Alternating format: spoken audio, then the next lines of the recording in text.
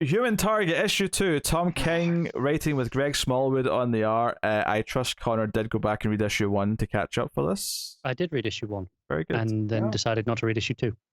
Oh, you. I thought, very briefly, art, gorgeous. Tom King's narration, just, I hate it. I cannot disagree more. No, that's fine. Why are you the way you are? I have found that there's maybe like 1 in 3, 1 in 4, maybe even 1 in 5 Tom King books that I actually like at this point. So the rest of them, they just don't land for me. And this is another one that didn't land. All I can hear in my head is, you know, that moment in Home Alone where someone's like, Kevin, you're such a disease. Like, I'm hearing that, but it's Connor's name. That's fine. I will feed you enjoy it. tarantula. Yeah, no, art, gorgeous. You ginger filth. That's all I've got to say. Story idea, fine. I'm into it. I like the mystery. The actual narration, just couldn't get into it. And when that's the bulk of what your book is, that's not for me. What a tosspot you are. All right. So issue 2. Obviously, the cover did definitely imply that ice was going to be a big factor of this one. And it seems like, each issue might focus on an individual member of the Justice League International, issue 2 onwards. But you know what that means? There's going to be a Guy Gardner issue. Yes. Yes, that does mean that, unfortunately. Also, a Booster Gold issue. Guess who's excited? Is it going to be a Booster Gold issue, or is it going to be a Blue and Gold issue? Will they team up? I don't care. Either way. I think Mal will be happy, either way.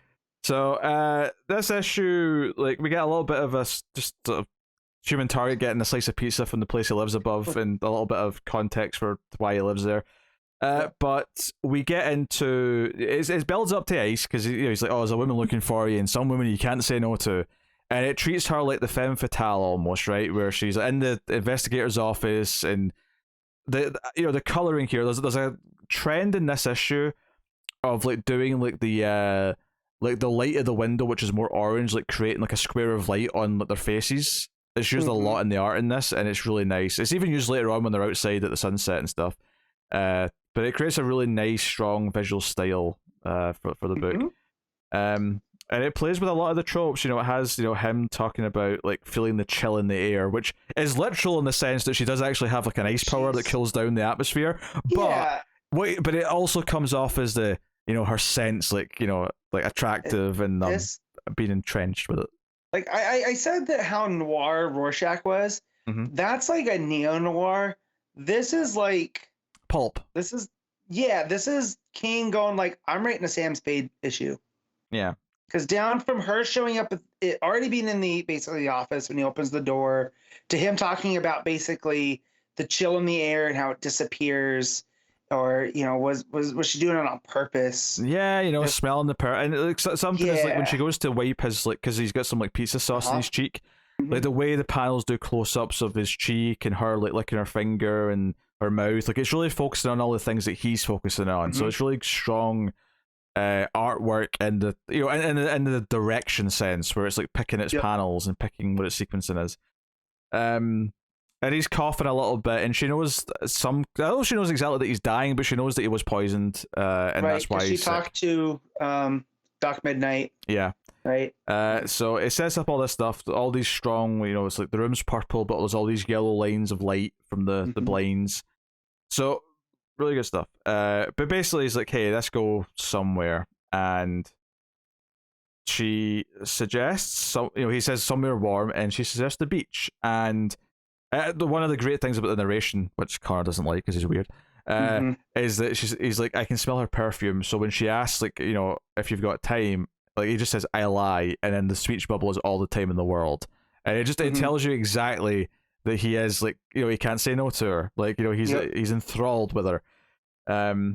So they drive to the beach, and it's like a few hours drive, and we get our hair blown in the wind, and she explains her backstory about how it's kind of a lie, and it's she's not this princess. It's actually just she accidentally killed her parents with her power. Yeah, her grandpa and her dad, and I love that because it always like being a little bit familiar with JLI and her whole Ice Princess story was always like, this is kind of weird. This doesn't really match, but whatever. So I like that King deconstructs it here, and it's just like, well, no, that's a lie she told to cover up her own trauma. And because it's more fun if she's a fairy princess that grew up around polar bears than the fact that she accidentally killed her grandfather and father over her being herself. And I like that. Yeah, and there's a lot of her looking at him over the sunglasses in her blue dress, and they're walking down the beach and they're talking about fire, which or they're not, more specifically, because that's what he points out is she's like, well, you're not going to ask why I wanted to talk to you, and he's like, well, you've kind of already told me, because the one thing you've not mentioned this whole time is fire. And that means that she's maybe a little bit worried that that's who could have been the killer. If one person has a motive, it might be her, because Lex Luthor helped a villain kill her. And so it gets into that. There's also the stone skipping in the water, but she makes a little ice stone for him to throw, and just all these little moments. He really likes to obsess in the little details, which is, I think, what makes the pacing of this book and a lot of King's prestige books read so well. Yeah. Well, and I like here too that they almost feel like storyboards, right? So it adds a cinematic quality, because in a lot of the pages where she's going over things that have happened in the past, when she's telling the stories that are basically flashbacks, it has a different art style, which is a lot more. I don't even know how you describe it. Where it's almost like it's like the white space is kind of like the highlights are actually just white space that's left uncolored, and it's got a very distinct kind of bleach look to it. Yeah, and all the dialogue is on one side of the page. Yeah, and then everything she's counting, it's just art. Like, there's no words over it, and it's just it's stunning. Like, and it feels flashbacky, for lack of a better term, like having it in this sort of different style. Cool. And you look at the pages with her talking with him, it's not as uniform. Like, the panels don't exactly line up all the time. Yeah, and then she's like, hey, let's go in the water. Let's go and get some bathing suits. And, it does the thing where she's in her bathing suit and he's like he just says Jesus. His narration just says Jesus because he's gobsmacked. I get, and the art matches too. This is why I went and downloaded Smallwood's Vampironica, which I know I'm in an Archie thing, but it's Smallwood's art doing Riverdale, in Archie, which this if it looks even half as good as this, I'm in for a treat. Oh yeah. Because it's just like you brought up pulp in the style. Even the art here is very pulpy. This almost looks like a 60s movie, right? The colors, it reminds me of Charade here. So very good film, may I add. Yeah. So yeah, they go swimming. And it's pretty cold already, and she offers to make him an ice island to go on. And it's doing a lot of the thing where it's just the square of light. But yeah, she explains the backstory of the Overmaster. I forgot the name of the villain earlier on, but that's who it was. No, yeah, the Overmaster. The Overmaster. And at first I was like, what does this have to do with Lex and a motive? Because she doesn't mention Lex at first, and it's not until the second part of the story where I was like, no, Lex was helping, and Guy knew about it and spread the story. And it just it's setting up all this stuff where it's presenting multiple motives. And she actually ends up kissing him to help with the cough, because he doesn't have his canteen on him, because he's they're out in the water. And she's able to help him with a kiss, and so it's all very dreamy and erotic, and it's got this and even the drive by the panel of the city, which is before it shows them pulling in at into the driveway. It has that kind of that 60s neon kind of sunset feel to it. It's almost like you're looking at Miami Vice or something like that, but just with a more pastel 60s look than a 80s one. It reminds me of La La Land in that Technicolor way. Yeah, right? All about La La Land. The gradients going, and it's clearly LA. You have the palm trees in the front. But I know what you're saying about Miami Vice because the pastels. Yeah. But yeah, just the Technicolorness of it. So, she says to see her again. He's going to talk to her in the morning. And it's a really nice, sweet ending to it. But what I like about this at the end and the final page is that he kind of was not plainer per se, but he already knew some of the stuff that she told him, and it was more about just spending some time with her to sort of rule her out, and she'd make some excuse that she'd come, just be like, because he knew that the story would get around the JLI, that he was looking into them. And yeah, and he wanted to get up close with a woman who might have killed him.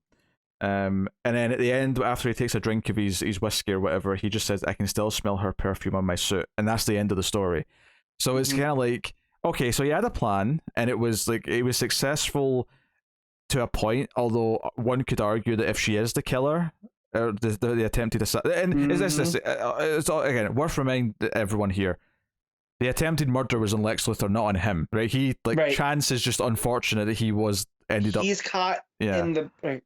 But being the human target, though, the fact that this is spinning into a whole other thing now, he's trying to find out. He has 10 days left. Yeah, what I like about this is that it's playing with the trope of the femme fatale, in that is she being so sweet and seductive with him to sort of make her trust him so that he won't think it's her, or is this all genuine? Right. And I feel like maybe all the stories are going to present them in a way where they could just be trying to throw him off their scent, all of them. Right. I could see that happening with every single one of these characters.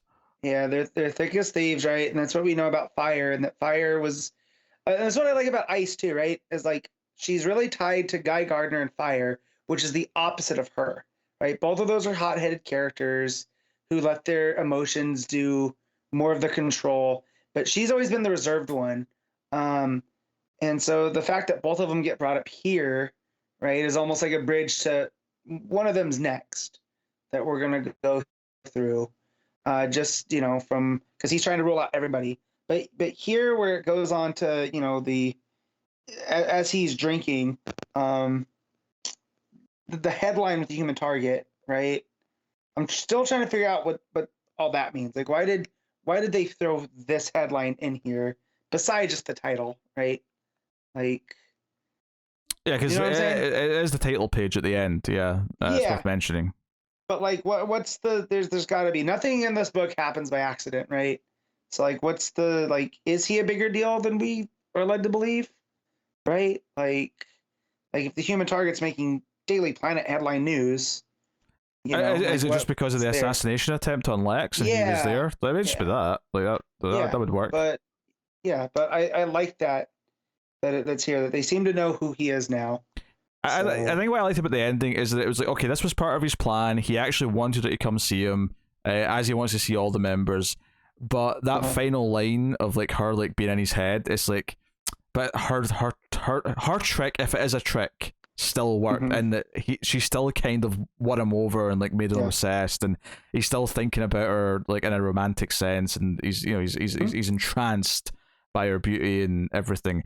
Her spell on him has worked, even if he went into this planning to speak to her, to try and rule her out or try and get a sense of. I feel everything that she's told him is going to be important, and we'll get more from each person, and it'll build. We'll get to something where we may have a hard time figuring out who it is. If it is one of them, maybe there's going to be a swerve and it isn't any of them. But right, yeah, I had a lot of fun with this, and I feel this is going to do a really good job of making each issue feel distinct, because if I've not looked at the cover for the next one to see whose it focuses on, but each character he spends time with in each issue is probably going to make each one feel unique and memorable. Yeah. So that's pretty cool. So no, really great stuff. Matt, what are you giving Human Target issue 2? I'm giving this a 9. Yep, I can't argue with that. 9 out of 10. Easy peasy.